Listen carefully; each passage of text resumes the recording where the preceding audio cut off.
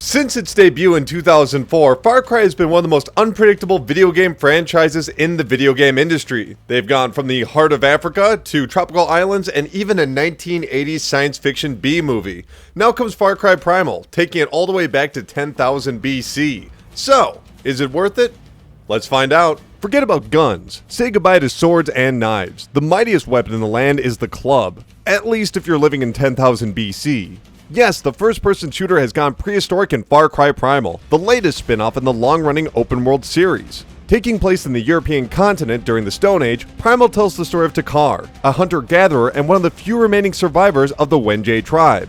Joining forces with Sayla, a fellow Wenjay, the two attempt to carve out a home and unite their people in the dangerous land of Urus. Luckily for them, Takar discovers how to domesticate wild predators, earning him the title of the Beast Tamer. But with powerful tribes preparing to invade their fledgling base, Takar must travel across the land, reuniting his tribesmen to prevent the impending genocide. No, Far Cry Primal's story isn't all that complicated, but that's exactly why it works. Prehistory is rarely explored in entertainment, and witnessing the estimated realities of early man is fascinating all on its own. The game's dialogue is spoken in a fabricated ancient language, and accompanied with subtitles, further cementing this ancient world. That's not to say it's a slave to authenticity, as players will still encounter the over-the-top bad guys and eccentric personalities of the Far Cry series. For example, here's a sequence where a one-armed hermit is urinating on Takar's still recently concussed body.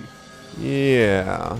None of the characters are particularly relatable, which is to be expected, but Far Cry Primal successfully communicates their personalities during brief cutscenes. Heck, they managed to make a warmongering pack of cannibals sympathetic. It still feels like a blockbuster action movie, and yes, the narrative threads quickly loosen into fetch quests, but its unusual attention to historic accuracy keeps it unpredictable. And chaos is really the main theme of the game. Exploring the gorgeous natural open world exposes you to near constant attacks from wolves, woolly mammoths, large cats, and other humans, with different enemy types appearing during the day and night cycle. Collecting nearby resources and skinning animals is key to survival, as every weapon has a limited number of uses before breaking. Crafting is relatively simple, with all items created with just a press of a button. Locating enemies and plants in the cluttered wilderness is made easier with hunter vision, illuminating interactive objects and creatures. Enhanced vision is automatically turned off after 15 seconds, which feels unnecessary, especially when some of Primal's quests are based around that mechanic.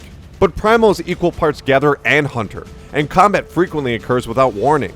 Takar's weapons might lack the finesse of the post-industrial revolution world, but they're more than capable of ultra-violence. The trusty club is the core melee weapon, and while it is efficient at crushing brains, the effect is never all that satisfying. Next is the tried-and-true bow and arrow, which serves as the game's main projectile. Carefully stalking your prey for properly timed headshots is some of the most fun Primal has to offer. And in between is the spear, a slower and far more powerful throwing weapon. Think of it as the shotgun of the group, devastating when used in close range, but easier to miss from far away. Each can be enhanced with fire at the cost of animal fats, but be careful as fire spreads quickly throughout your surroundings. Combat is the most troubled mechanic in the prehistory transition. Stealth remains every bit as tense and strategic as before, but an all-out conflict dumbs down the system into a simple trigger masher. As the Beast Tamer, you'll gain control of a number of wild predators including wolves and lions. Though they essentially function as overpowered and less intelligent friendly melee NPCs, they're just too darned adorable to pass up. Your most useful animal pal is the owl. Tapping up on the D-pad gives players a long view of the upcoming environment, while also marking nearby enemies to be displayed as silhouettes after returning to the ground. This is especially useful when stealthily trying to take over bonfires, which serve as the game's towers, allowing fast travel from anywhere, encouraging exploration of the sizable map and the discovery of optional side quests. If this sounds a lot like the other recent Far Cry games, that's because it is. Primal doesn't reinvent any of the game's previous mechanics, but instead thoughtfully recycles them. You'll still level up your abilities, maps, and weapons, as well as unlocking new items to craft. But there are a few painfully obvious outliers, such as a flying dream sequence that feels exactly like Far Cry 3's hang glider. And then there's the fun-to-use but historically questionable grappling hook. But for the most part, the core gameplay fits nicely in the game's time period. So, is Far Cry Primal worth it?